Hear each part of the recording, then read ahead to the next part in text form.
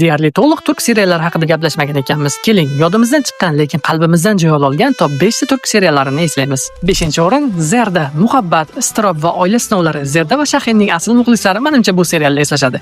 4-o'rin Osiyo, tashqi sokinlik ortiga berkingan dard va muhabbat. Eng go'zal manzaralar, eng samimiy hislar aynan mana shu serialda edi. Bu serialni ham menimcha asl muxlislari topiladi. 3-o'rin Ishkomli uy, qiziqarli, samimiy hamda oilaviy. Menimcha o'z davrining eng muxlislari ko'p seriallardan biri. Teymon og'a hamda Bahorning sevgi mashaqqatlari ko'rsatilgan ajoyib serial.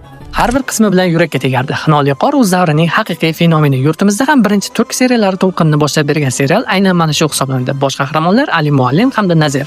Kino haqidagi kontentlarni o'tkazib yubormaslik uchun sahifamga obuna bo'ling. Shaxsan men uchun eng yaxshi syujetga ega, dahshatli aktyorlar tarkibi yig'ilgan Ezil seriali bugungi reytingimizda 1-o'rinni egallaydi. Turk seriallari tarixidagi eng yaxshi seriallardan biri. Sizlar bilan yoshligimizdagi turk seriallarini ham esladik. Ana endi fikrlarni izohlarda qoldiring. Eng yaxshi turk seriali qaysi?